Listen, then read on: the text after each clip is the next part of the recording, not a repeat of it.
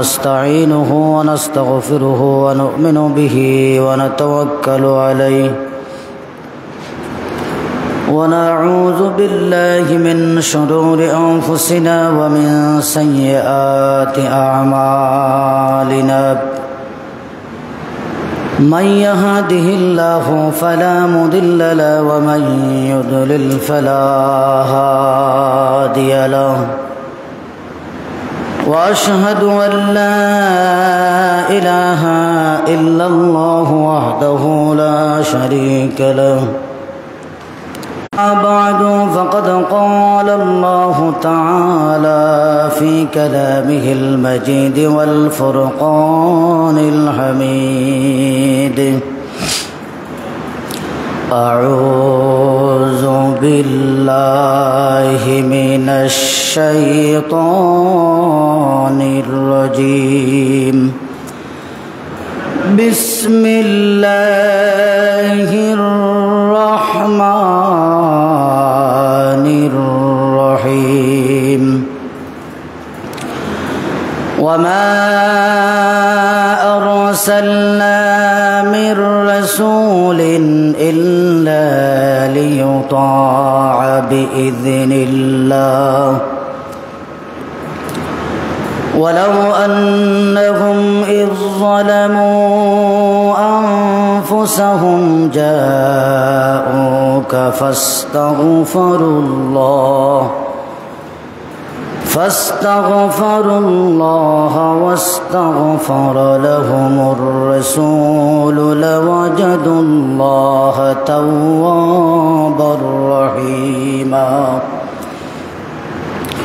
وقال تعالى في شان حبيبه إن الله وملائكته يصلون على النبي يا أيها الذين آمنوا صلوا عليه وسلموا تسليما اللهم صل على سيدنا مولانا محمد وعلى آل سيدنا مولانا محمد اللهم صل على سيدنا مولانا محمد وعلى آل سيدنا مولانا محمد بلغ العلا بكماله كشف الدجى بجماله حسنت جميع خصاله صلوا عليه وآله بلغ العلا بكماله كشف الدجى بجماله حسنت جميع خصاله صلوا عليه وآله ও Medina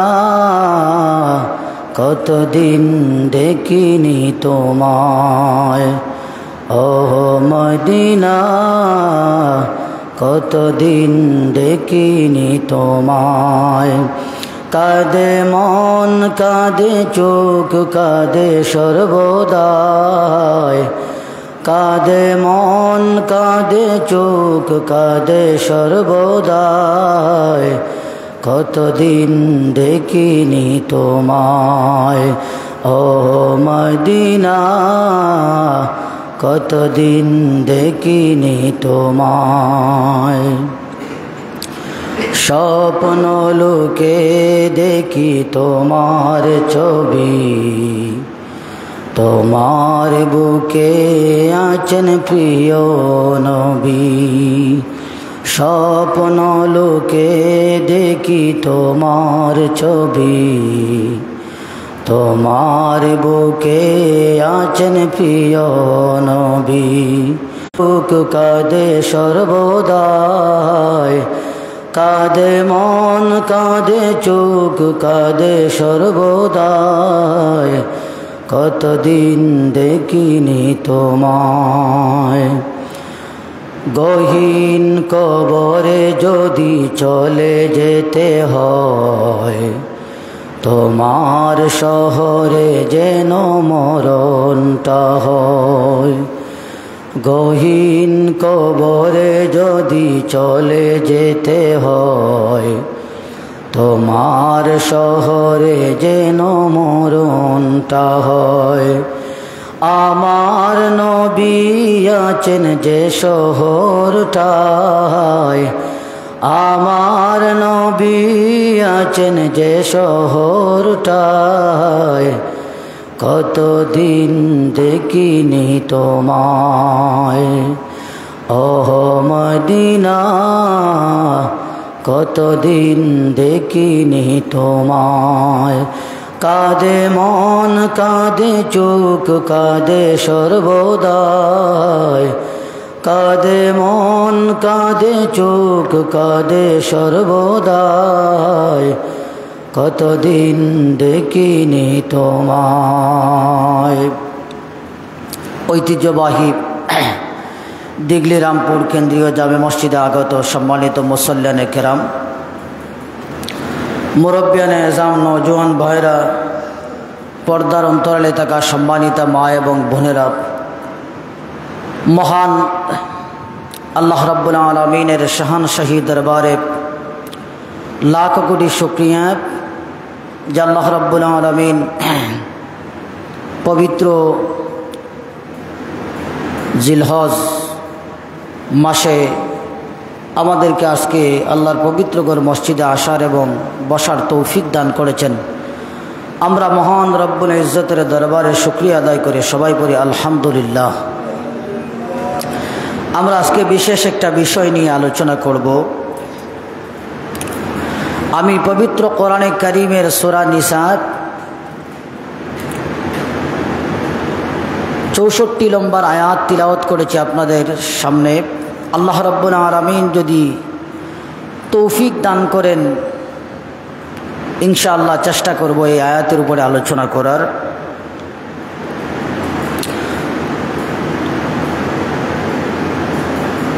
যারা মক্কা এবং মদিনায় হজ্জে যান, বিশেষ করে মক্কায় যারা হজে যান,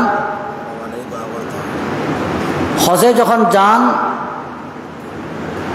যদিও হজের আনুষ্ঠানিকতা নয়, হজের কোনো অংশ নয় মদিনা শরীফে রসুলে পাক সাল্লাল্লাহু আলাইহি ওয়াসাল্লামের রওজা জিয়ারত,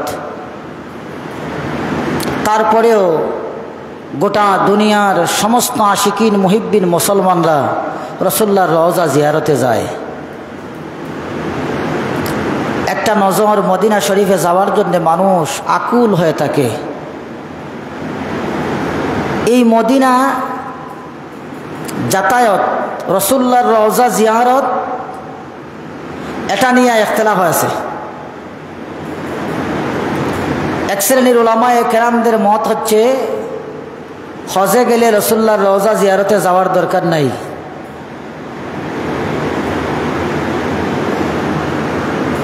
এদের সংখ্যা খুব কম। এই সংখ্যার মানুষ আমাদের দেশেও আছে। তাদের বক্তব্য রসুল্লাহর রওজা জিয়ারতে যাওয়ার দরকার নাই। মক্কা মদিনায় যদি যাও, একান্ত রসুল্লাহর মসজিদে নববীতে নামাজ পড়ার জন্য যাও, মসজিদে নববীতে নামাজ পড়ার জন্য যাও, রসুল্লাহর রওজা জিয়ারতের উদ্দেশ্যে যেও না। এই কথা বলে কিছু মুসলমানকেও মানুষ ডাইভার্ট করতেছে। অনেকেই মক্কা থেকে আবার ব্যাক করে দেশে ব্যাক করে চলে আসে। অনেকেই মক্কা থেকে ব্যাক করে আবার মদিনায় না গিয়ে দেশে চলে আসে।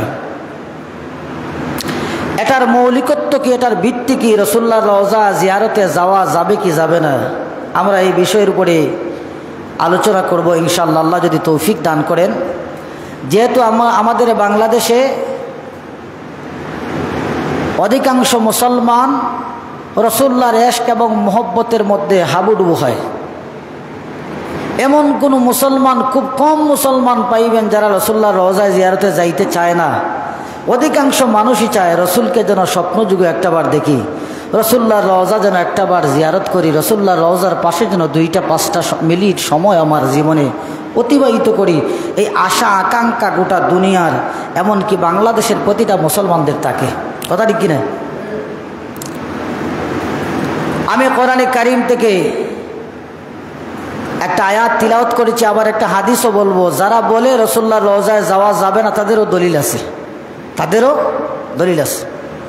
আমরা দুটা দলিলকে একসাথে এনে ওলামায়ে কেরামদের মতামত আমরা আলোচনা করব ইনশাআল্লাহ। আল্লাহ রাব্বুল আলামিন সূরা নিসা বলেন, ওয়া আরসালনা মির রাসূলিন ইল্লা লিয়ুতাআ বিইযনিল্লাহ। আল্লাহ রাব্বুল আলামিন সূরা নিসার 64 নম্বর আয়াতে বলেন, ওয়া আরসালনা মির রাসূলিন ইল্লা লিয়ুতাআ বিইযনিল্লাহ। যত নবী দুনিয়ায় আগমন করেছেন আল্লাহর হুকুমে, আল্লাহর অর্ডারে, তারা আল্লাহর আনুগত্য করেছেন। যত পয়গম্বর দুনিয়ায় এসেছেন, প্রত্যেক পয়গম্বরই আল্লাহর হুকুমে, আল্লাহর চাওয়ায়, আল্লাহর ইচ্ছায় তারা আল্লাহর আনুগত্য করেছেন।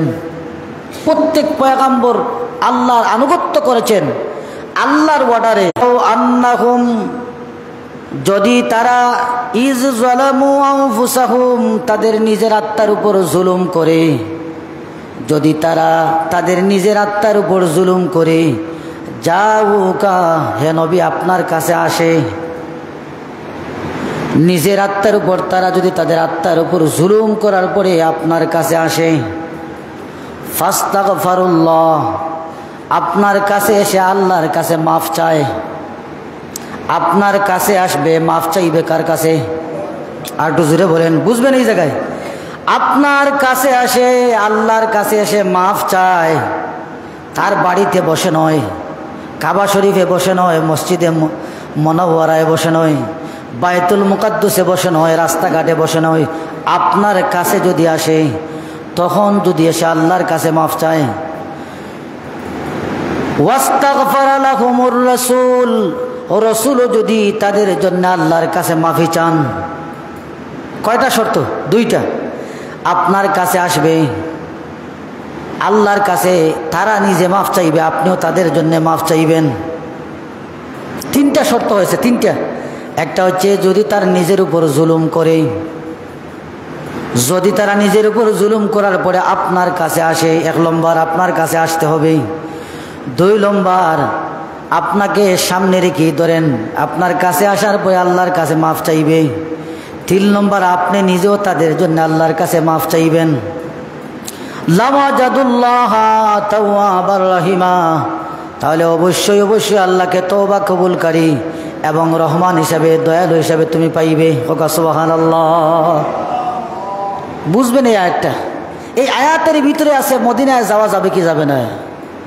আল্লাহ বলতেছেন কোন মানুষ তারা যদি অন্যায় করে, তাদের নিজের আত্মার উপর যদি জুলুম করে, আপনার কাছে যায়, আল্লাহর কাছে মাফ চায়, আপনার কাছে মাফ নয়, আপনার কাছে মাফ চাওয়া নয়, আপনার কাছে যাবে, আল্লাহর কাছে মাফ চাইবে। আপনিও যদি তাদের জন্য মাফ চান, আপনিও চাইবেন, তারাও চাইবে। আল্লাহ বলেন অবশ্যই অবশ্যই আমাকে লাওয়াজাদুল্লাহ তাওয়াবা আর রাহিমা, অবশ্যই আমাকে দয়ালু এবং তওবা কবুলকারী হিসেবে তুমি পাইবে। এই আয়াতের ভিতরে দিয়ে স্পষ্ট, কোনো মানুষ যদি গুনাহ করে রসুল্লাহর পাশে যায়, আল্লাহর কাছে মাফ চায়, রসুলও যদি তার জন্য মাফি চান, আল্লাহ মাফ করতে পারেন, এতে গ্যারান্টি আছে। সুবহানাল্লাহ। মাফ চাইতে হবে, আমি নিজেও চাওয়া লাগবে, আমার রসুলও আমার জন্য চাইবেন। দুই চাওয়া যদি এক হয়, আল্লাহ বলেছেন লাওয়াজাদুল্লাহ, আল্লাহ অবশ্যই অবশ্যই, লাম তাকিদ দিয়ে বলেছেন অবশ্যই আমি আল্লাহকে মাফ, তওবা কবুলকারী, দয়ালু হিসেবে পাবে। সুবহানাল্লাহ।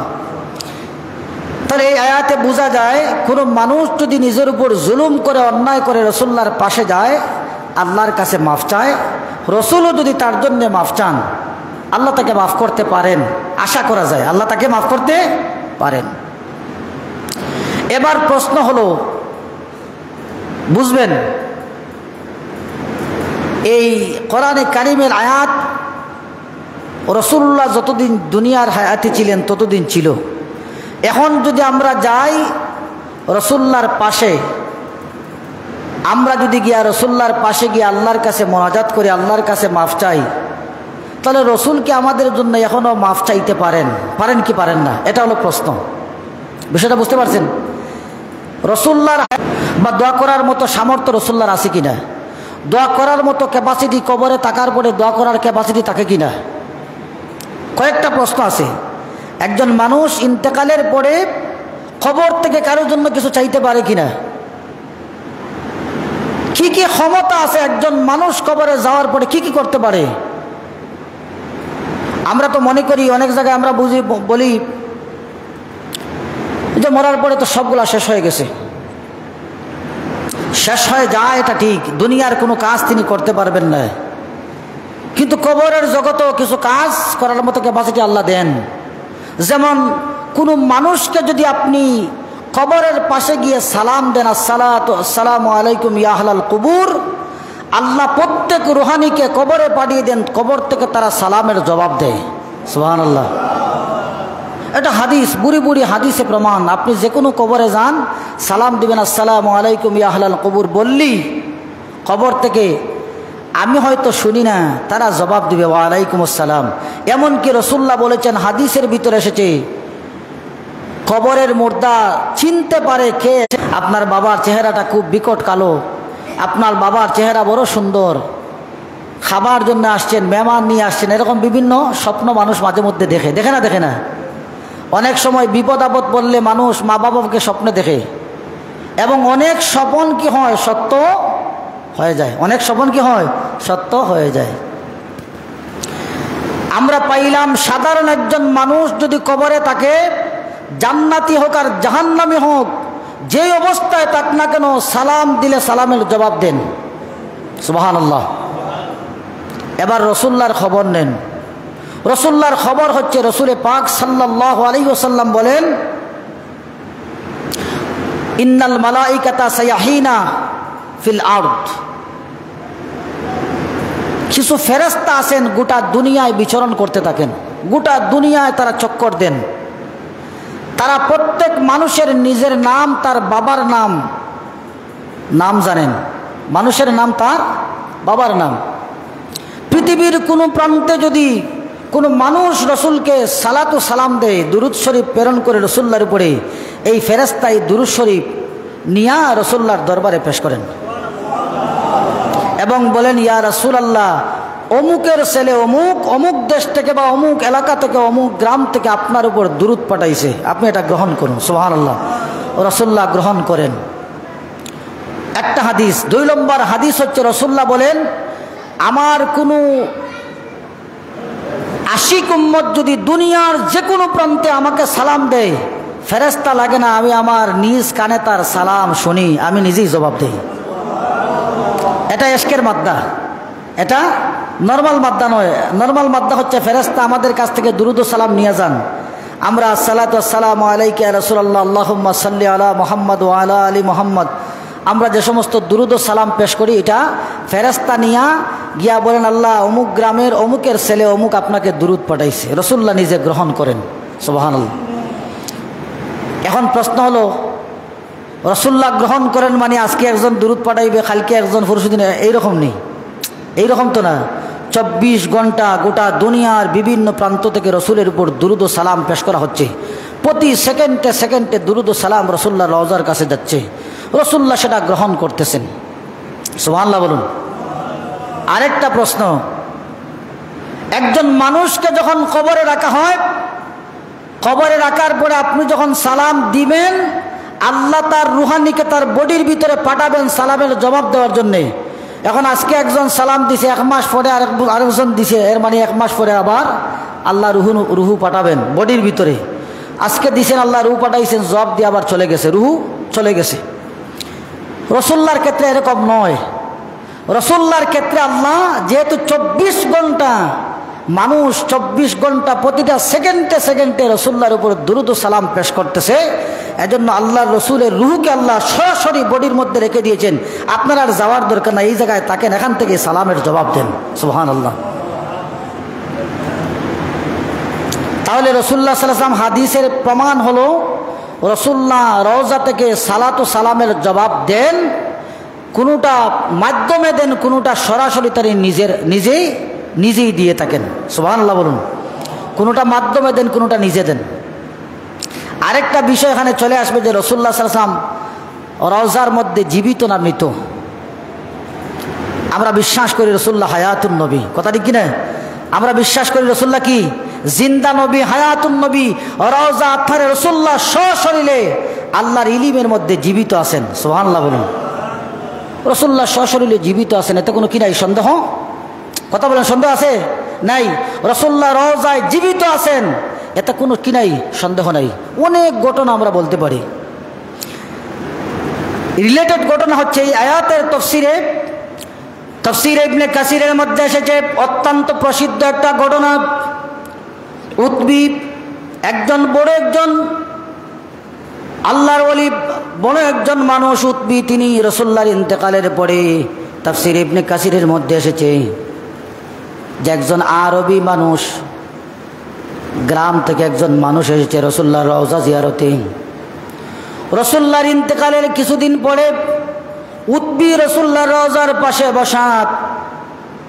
عن أتبي قال كنت جالسا عند قبر النبي صلى الله عليه وسلم فجاء عربي فقال السلام عليك يا رسول الله।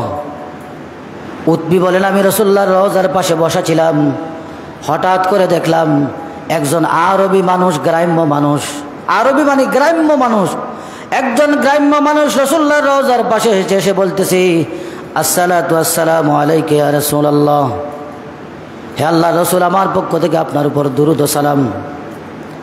একথা বলে শেষ না, সে বলতেছে সামিতু আল্লাহু ইয়াকুলু, আমি শুনেছি আল্লাহ বলেছেন ওয়ালাউ আন্নাহুম ইযলামু আনফুসাহুম জাউকা ফাস্তাগফিরুল্লাহ ওয়াস্তাগফারা লাহুমুর রাসূলু লাওয়াজাদুল্লাহ তাওয়াবার রহিমা।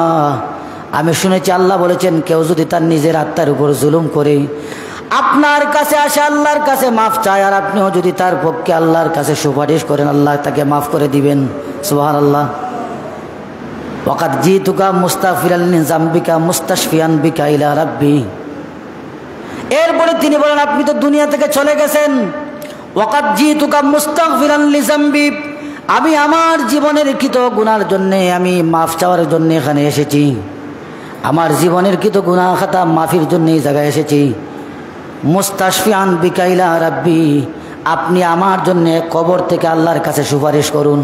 সুবহানাল্লাহ। আমি এসেছি, আমি শুনেছি কোরআনে আল্লাহ বলেছেন আপনার কাছে আসলে গুনাহ মাফ হয়। আপনার কাছে এসে আল্লাহর কাছে চাইলে আপনিও যদি তার পক্ষে চান গুনাহ মাফ হবে। আমি তো আসলাম, আপনি তো কবরে চলে গেছেন, আপনি তো দুনিয়ায় নাই, সুতরাং আমি আল্লাহর কাছে মাফ চাইতেছি, আপনিও আমার জন্য কবর থেকে সুপারিশ করেন। সুবহানাল্লাহ। আমিও মাফ চাই, আপনিও আমার জন্য আল্লাহর কাছে সুপারিশ করেন। এরপরে শেষ না, সুম্মান সায়াকুলু ইয়া খায়রা মান দুফিনাত বিল কায়ে আযামুহু ফাতাবা মিন তিবিহিন্নাল কাউ ওয়াল আকাম নাফসু ফিদা লিকবরিন আনতা সাকিনুহু ফিহিল ইফাহু ওয়া ফিহিল জুদু ওয়াল কারাম। একটা কবিতা রচনা বেটায় করছে যে হে মাটির নিচে শায়িত দুনিয়ার শ্রেষ্ঠ মহামানব, আপনার কাছেই তো মাফ পাওয়ার সুযোগ রয়েছে, আপনার মাধ্যমে আল্লাহর কাছে ফিহিল জুদু ফিহিল নাফসুন ফিদা লিকবরিন আনতা সাকিনুহু ফিহিল ইফাফু ওয়া ফিহিল জুদু ওয়াল কারাম। এটা সম্মানিত, এটা মর্যাদাবান জায়গা, এরকম বলে একটা কবিতা সে আবৃত্তি করতেছে। সুবহানাল্লাহ। প্রথমে কি বলছে যে আমি আসছি আপনার কাছে আল্লাহর কাছে মাফ পাওয়ার জন্যে, আসে দেখছি আপনি দুনিয়া থেকে চলে গেছেন, সুতরাং আমি আল্লাহর কাছে মাফ চাইতেছি, আপনি আমার জন্য কি করেন, সুপারিশ করেন। এবার উতবী বলেন সুম্মা ইনসারাফাল আরাবিয়ু, আরবি লোকটা একথা বলে কান্নাকাটি করে চলে গেছে। এই লোকটা দোয়া করে কান্নাকাটি করে চলে গেছে। ফাগালাবাতনি আইনি, উতবি বলেন আমার চোখ বন্ধ হয়ে গেছে, আমি হঠাৎ তন্দ্রার মধ্যে পড়ে গেছে, বসার মধ্যে আমার ঘুম ভাব চলে আসছে।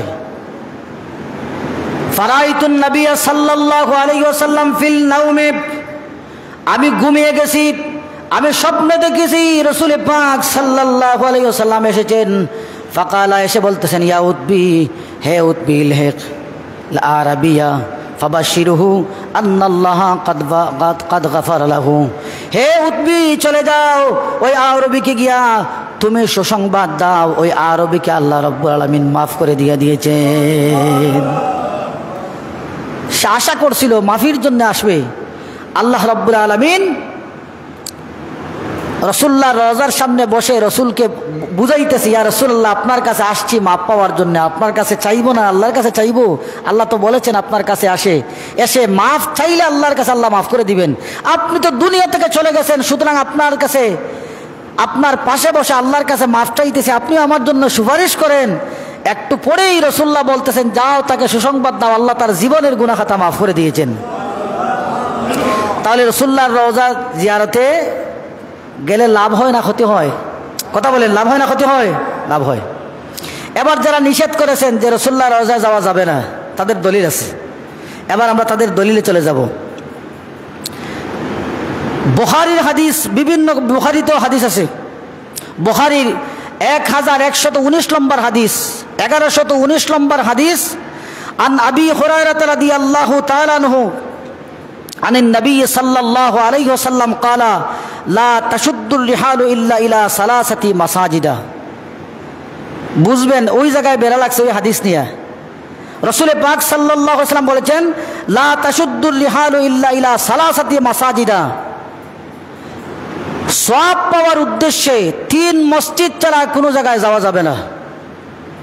কিসের উদ্দেশ্যে? সওয়াব পাওয়ার উদ্দেশ্যে। নামাজ পড়লে বেশি সওয়াব হয়, এই উদ্দেশ্য নিয়ে 3টা মসজিদে যাওয়া যাবে, আর কোনো মসজিদে যাওয়া যাবে না।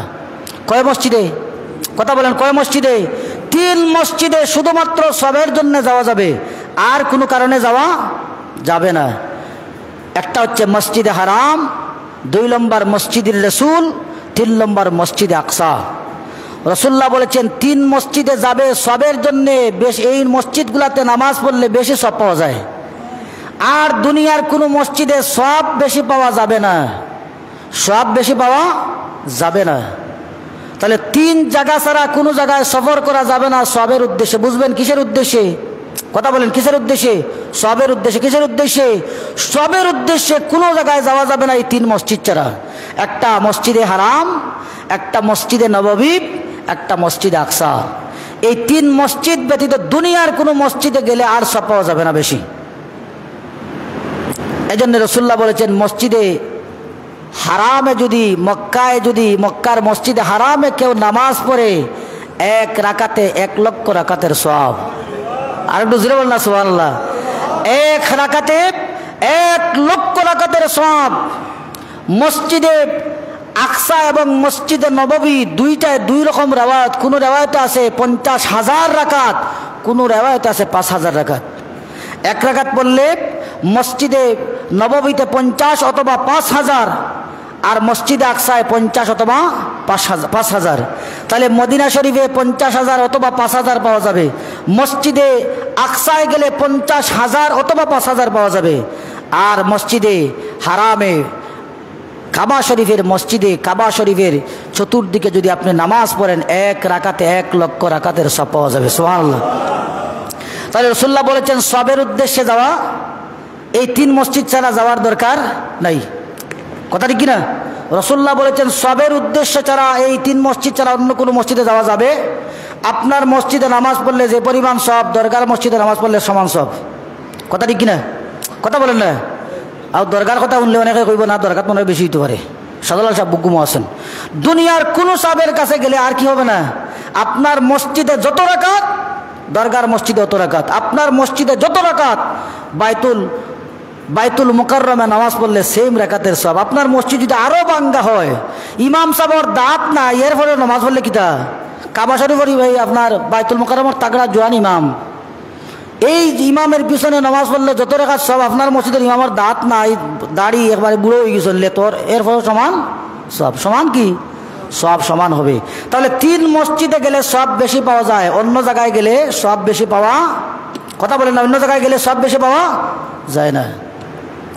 এবার আসুন, আল্লাহ বলেন শুধু কি সবের উদ্দেশ্যে যাবে? এমনি তো আল্লাহ সফরের কথা বলেছেন।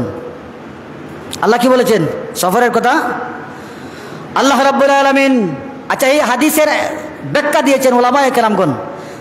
এই হাদিসের ব্যাখ্যা বুখারী শরীফের সরা গ্রন্থ ইবনে হাজার আসকালানী ফাথুল বাড়ির মধ্যে বলেছেন এই হাদিসের 3টা অর্থ হতে পারে। এই 3 মসজিদ ছাড়া অন্য মসজিদে যাওয়া যাবে না, এর অর্থ 3টা। 1 নম্বর, আন্নাল মুরাদা আন্নাল ফাদিলাতা তাম্মাতা ইন্নামা হিয়া ফি শাদ্দুর রিহালে ইলা হাযিল মাসাজিদ বিখিলাফিন গায়রিহা ফাইন্নাহা জায়েজুন। কইরা যে কোনো মসজিদে যাওয়া জায়েজ আছে, কিন্তু সব এই 3 মসজিদ ছাড়া অন্য মসজিদে গেলে সব পাওয়া যাবে না। আরেকটা বলেছেন ওমিনহা আন্নান নাহি মাখসুসুন বিমান ফাফাহুল সালাতু ফি মসজিদি সাইরিল মাসাদি গায়রি সালাসাতিন ফাইন্নাহা লা ইউজিবুল ওয়াফাউ বিহি। কোনো মানুষ যদি অন্য কোনো মসজিদে নামাজ পড়ার জন্যে আপনার প্রতিশ্রুতি নেয়, অন্য কোনো মসজিদে নামাজ পড়ার জন্য যদি কোনো কি করে মনোবাসনা করে বা নিয়ত করে যে আমি ধরুন দরগা মসজিদে গিয়ে নামাজ পড়লাম, তাহলে এরকম অন্য মসজিদে নামাজের যদি কোনো নিয়ত করে, নিয়ত এই 3 মসজিদ ছাড়া অন্য মসজিদে ফুরাইলে কোনো ফায়দা, কথা কই না, কোনো ফায়দা নাই। কেউ কইল বলে আমি আমার ভুয়া লন্ডন গেলে আমি দরগাত 2 রাকাত নামাজ পড়ব, দরগাত পড়লে যেটা অন্য পড়লে, কথা কই না, দরগাত পড়লে যেটা অন্য পড়লেও ওটা আপনার সাপ বাড়ি গিয়ে নামাজ পড়লে যে সব হইব, আপনার গাঁর মসজিদে নামাজ পড়লে অনেক বেটিনতে দেখবা মাজার গিয়ে নামাজ পড়েন না। তাহলে আপনি যদি কোনো মসজিদে নামাজ পড়ার প্রতিশ্রুতি করেন, মনে মনে নিয়ত বাসনা করেন, ইবনে হাজার আসকালানী বলেন এই 3 মসজিদ ছাড়া অন্য মসজিদে নিয়ত ফুরানোর কোনো কি নাই দরকার, কারণ সব মসজিদ আল্লাহর ঘর, যে মসজিদে পড়বেন সেই মসজিদে আদায় হয়ে যাবে। ওয়ামিনহা 3 নম্বর, ওয়ামিনহা আন্নাল মুরাদা কাসতাহা বিইতিকাফ। 3 নম্বর হচ্ছে ইতিকাফের উদ্দেশ্যে এই 3 মসজিদ ছাড়া অন্য কোনো মসজিদে নিয়ত করার দরকার নাই। যে আমি ঢাকার মসজিদে গিয়ে ইতিকাফ করব, সব সমান মিলবো, সব কি মিলবো? ঢাকার মসজিদে ইতিকাফ করলে যে পরিমাণ সব হবে, আপনার রামপুরি মসজিদে ইতিকাফ করলে সমান সব হয়, সব আর কোনো। তাহলে তিনি বলেছেন এগুলার উদ্দেশ্য এটা, রাসূলুল্লাহ রওজা শরীফে যাওয়া নিষেধ এই কথা নয়। ইতিকাফের উদ্দেশ্যে 3 মসজিদ ছাড়া কোনো মসজিদ যাওয়া যাবে না। নিয়ত করলে কোনো মসজিদে গিয়ে নামাজ পড়া ফুরানি জরুরি না, এবং এই 3 মসজিদ ছাড়া অন্য মসজিদে এমনি নামাজ পড়ার লাগি যাইতা পারতা না, ইলাও না, অন্য মসজিদে যাওয়া জায়েজ আছে। এবার আল্লাহ কি বলেন? আল্লাহ রাব্বুল আলামিন বলেন ক্বাদ খালাত মিন ক্বাবলিকুম সুনানুম ফাসিরু ফিল আরদি ফানজুরু কাইফা কানা আকিবাতুল মুকাজ্জিবিন। আল্লাহ রাব্বুল আলামিন বলেন ফাসিরু ফিল আরদ, হে গোটা দুনিয়ার মুসলমানরা গোটা দুনিয়া ভ্রমণ করো। সুবহানাল্লাহ বলেন। আল্লাহ কি বলতেছেন? ফাসিরু ফিল আরদ, তোমরা জমিনে ভ্রমণ করো। ফানজুর কাইফা কানা আকিবাতুল মুকাজ্জিবিন, আল্লাহ মিথ্যাবাদীদেরকে কিভাবে ডান্ডা দিয়েছেন তোমরা দেখো, এবং এখান থেকে ইবরত হাসিল করো। সুবহানাল্লাহ। আল্লাহ বলেছেন গোটা দুনিয়ার মুকাজ্জিব যারা, আল্লাহকে যারা অস্বীকার করেছে, মিথ্যাবাদীদেরকে কিভাবে আমি শাস্তি দিয়েছি তোমরা তা দেখো, দেখে আমার উপর বিশ্বাস স্থাপন করার জন্য ঈমানকে আরো মজবুত করো। আল্লাহ রাব্বুল আলামিন সূরা নাহলে বলেছেন ফাসিরু ফিল আরদ ফানজুরু কাইফা কানা আকিবাতুল মুকাজ্জিবিন। এই জায়গায় আল্লাহ বলেছেন তোমরা ঘুরো, মুকাজ্জিবদের অবস্থা দেখো। আল্লাহ রাব্বুল আলামিন সূরা নামে বলেছেন কুল সিরু ফিল আরদি সুম্মা আনজুরু কাইফা কানা আকিবাতুল মুকাজ্জিবিন। অর্থ একই, প্রায় বিভিন্ন শব্দগুলো একটু পরিবর্তন। আল্লাহ সূরা রুমে বলেছেন কুল সিরু ফিল আরদি ফানজুরু কাইফা কানা আকিবাতুল লাযিনা মিন ক্বাবলিহিম কানা আকসারুহুম মুশরিকুন। আল্লাহ বলেছেন মুশরিকিন, আল্লাহ বলেছেন তোমরা ঘুরো দেখো কাফিরদের অবস্থা কি। তোমাদের পূর্বযুগে যারা কাফির ছিল তারা সংখ্যায় ছিল বেশি সংখ্যক মানুষ আল্লাহকে অস্বীকার করত, মুশরিক ছিল, তাদেরকে কিভাবে আমি ধ্বংস করে দিয়েছি তোমরা দেখো। আল্লাহ রাব্বুল আলামিন বলেছেন আফালাম ইয়াসিরু ফিল আরদি ফানজুরু কাইফা কানা আকিবাতুল লাযিনা মিন ক্বাবলিহিম দাম্মারাল্লাহু আলাইহিম ওয়ালিল কাফিরিনা আমসালুহা। আল্লাহ বলেছেন আফালাম ইয়াসিরু ফিল আরদ ফানজুরু কাইফা কানা আকিবাতুল লাযিনা মিন ক্বাবলিহিম। তোমরা কি দুনিয়া ভ্রমণ করো না? তোমরা কি দেখো না তোমাদের আগে যারা আমাকে অস্বীকার করেছে তাদের অবস্থা কেমন ছিল? দাম্মারাল্লাহু আলাইহিম, আমি তাদেরকে দোষিয়ে দিয়েছি। শহরগুলো এখনো আছে আরব দেশে, বিভিন্ন আদ জাতি, সামুদ জাতি, এরপরে আপনার সালাহ ইসলামের গোত্রের মানুষ, কৌমে সালেহ কৌমে নূহকে আল্লাহ কিভাবে ধ্বংস করেছেন এগুলা আল্লাহ বলেছেন দেখো, কি করো, দেখো, ইব্রত হাসিল করো। তো আল্লাহ যেখানে বলেছেন দেখার জন্যে, সেখানে রাসূলুল্লাহ রওজায় যাওয়া যাবে না যাবে না? কথা বলেন না, যাওয়া যাবে। এবার শেষ করে এবার আসুন, রাসূলুল্লাহ নিজেও কবর জিয়ারত, রাসূলুল্লাহ নিজেও মসজিদে নামাজ পড়ছেন। রাসূলুল্লাহ মক্কা থেকে হিজরত করে মদিনায় গেছেন। যাওয়ার পরে সর্বপ্রথম যে মসজিদ, যারা হজে বা উমরায় গেছেন, এই মসজিদের নাম হচ্ছে মসজিদে কুবা। মসজিদের নাম কি? কথা বলেন না, মসজিদের নাম মসজিদে কুবা। মদিনার মসজিদ স্থাপিত হওয়ার আগে মসজিদে কুবা হয়েছে। রাসূলুল্লাহ সর্বপ্রথম মদিনায় গেছেন, মসজিদে কুবা মদিনায় আসার আগে, মসজিদে নববী স্থাপন করার আগে মসজিদে কুবা রাসূলুল্লাহ স্থাপন করেছেন, সেখানে নামাজ পড়েছেন এবং সেখানে প্রথম ভাষণও দিয়েছেন রাসূল পাক সাল্লাল্লাহু আলাইহি ওয়াসাল্লাম।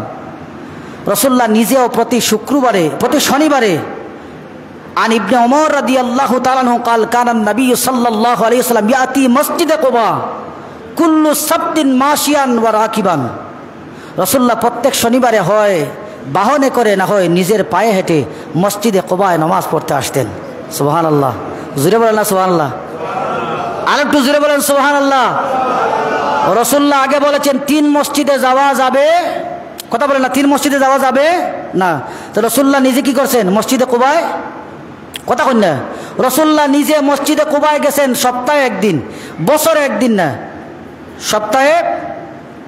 সপ্তাহে একদিন, কথা বলেন, জীবনে একদিন না, সপ্তাহে, মাসে একদিন না, বছরে একদিন না, সপ্তাহে, বছরে 52 বার রাসূলুল্লাহ 52 দিন মসজিদে কুবায় গেছেন। সুবহানাল্লাহ বলুন। রাসূলুল্লাহ মসজিদে কুবায় গিয়ে আমাদেরকেও দেখিয়েছেন, তোমার যদি টান থাকে কোনো মসজিদে মাঝে মধ্যে গেলেও কি নাই, কোনো অসুবিধা নাই। যেহেতু রাসূলুল্লাহ মসজিদে কুবায় নিজে আগে নামাজ, ওই মদিনা শরীফে যায় মসজিদে নববীতে শুধু নামাজ পড়ার জন্য না রাসূলুল্লাহ রওজা জিয়ারতের জন্য? কথা বলেন, মসজিদে নববীতে নামাজ পড়ার জন্য না রাসূলুল্লাহ রওজা জিয়ারতের জন্য? রাসূলুল্লাহ রওজা, আপনারা কথা বলেন না, মসজিদে নববীতে নামাজ পড়ার জন্য না রাসূলুল্লাহ রওজা জিয়ারতের জন্য?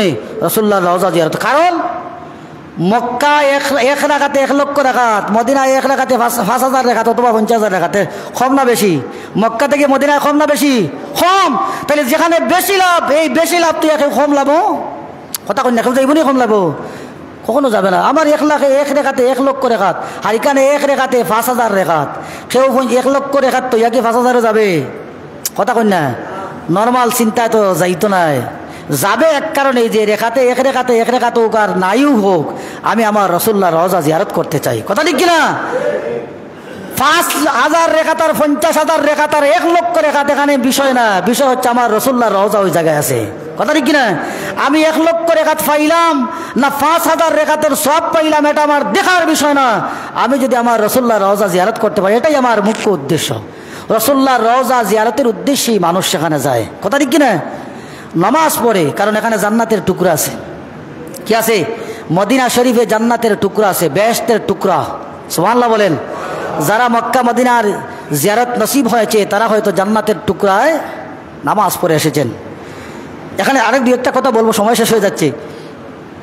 দেখেন রাসূলুল্লাহ সাল্লাল্লাহু আলাইহি ওয়াসাল্লাম মক্কা থেকে মদিনায় যেই রুমে থাকতেন, ওই রুম থেকে মসজিদে যেতেন, হুজরায় যেতেন, যে রাস্তা দিয়ে যেতেন, এই রাস্তাকে আল্লাহ রাব্বুল আলামিন বলেন এই রাস্তা মদিনা নয়, এই জায়গাটা এখন থেকে আর মসজিদে নববী নয়, এই জায়গাটা এখন থেকে সরাসরি জান্নাতের একটা অংশ।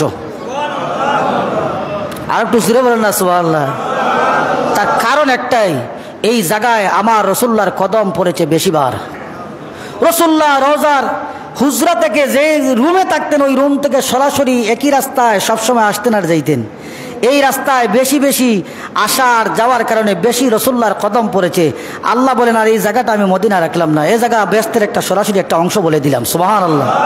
এজন্য রাসূলুল্লাহর মদিনায় রওজা শরীফে কেউ যদি মসজিদে নববীতে যায়, ওই জায়গায় নামাজ পড়ার চেষ্টা করে, জান্নাতের টুকরায় নামাজ পড়ার চেষ্টা করে, কেউ যদি ওই জায়গায় নামাজ পড়ে তো সরাসরি জান্নাতের ভিতরে নামাজ পড়লো।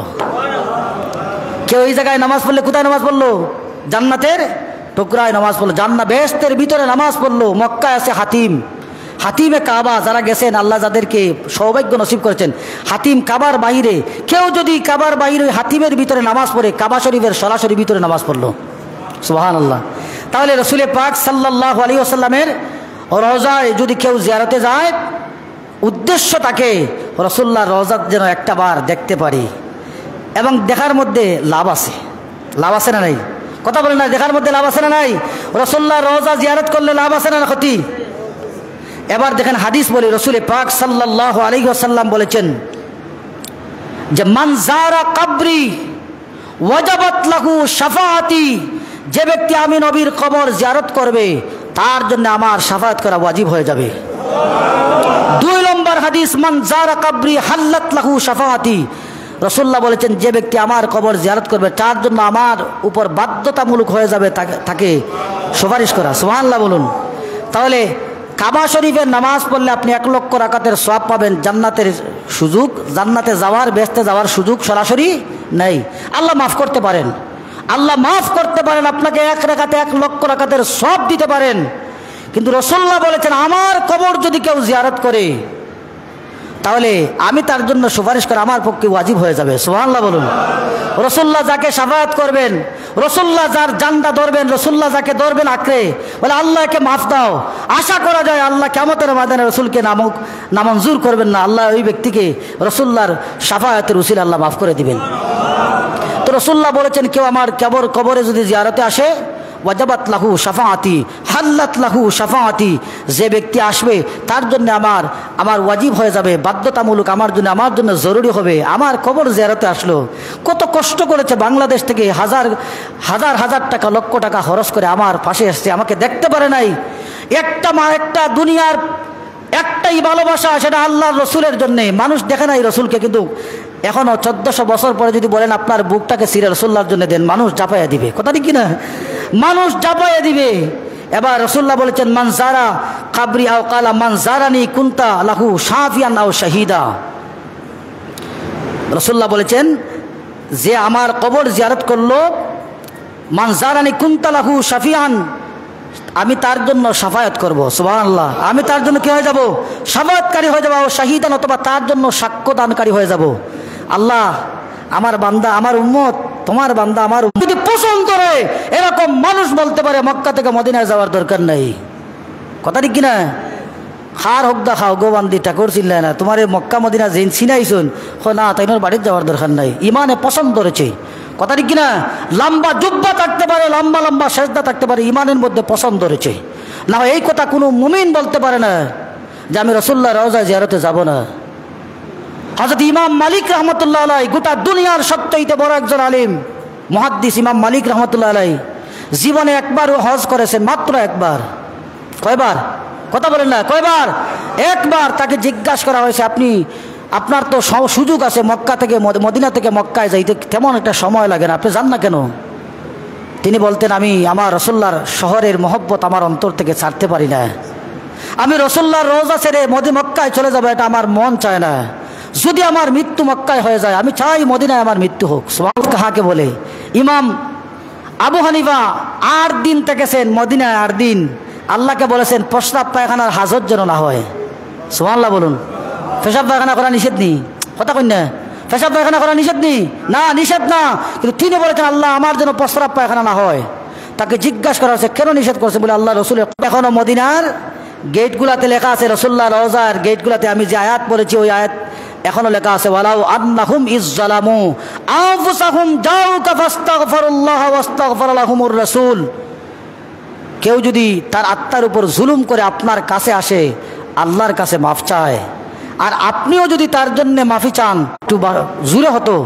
আম্মাজান আয়েশা বলতেন তোমরা কি রসুলকে ঘুমের মধ্যে কষ্ট দিবে? রসুল তো কষ্ট পাবেন, আওয়াজ বেশি হলে রসুল্লাহ কষ্ট পাবেন। সুবহানাল্লাহ বলুন। রসুল আরাম করতেছেন, রসুলকে কষ্ট দিও না। এজন্য লেখা লা তারফাউ আসওয়াতাকুম ফাওকা সাউতিন নবী, তোমরা নবীর আওয়াজের উপরে নবীর আওয়াজের উপরে তোমাদের আওয়াজ যেন বৃদ্ধি না পায়। সুবহানাল্লাহ বলুন। এজন্য আমরা চেষ্টা করব আল্লাহ যেন আমরা তো আমাদের একটা টেন্ডেন্সি থাকে প্রত্যেকটা মানুষের, আল্লাহ বাস্তবে দেখতে না পারি, স্বপ্ন যুগেও যেন আল্লাহ রসুলের জিয়ারত আমাদের নসিব হয়। কথা ঠিক কিনা?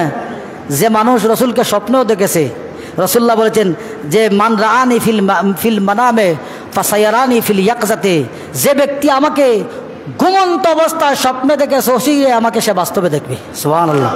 এই ওসিরে বাস্তবে দেখার 2 নম্বর ব্যাখ্যা হচ্ছে যে দুনিয়ায় স্বপ্নে রসুলকে দেখবে, কিয়ামতের ময়দানে আল্লাহ রসুলকে দেখানোর ব্যবস্থা করবেন।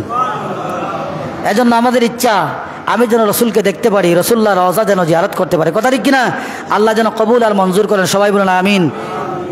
সাল্লাল্লাহু আলা সাইয়্যিদিনা ওয়া মাওলানা মুহাম্মদ ওয়া আলা আলিহি ওয়া সাহবিহি সাল্লাম। IPS-এর টাকা আমরা গত সপ্তাহে তুলছিলাম।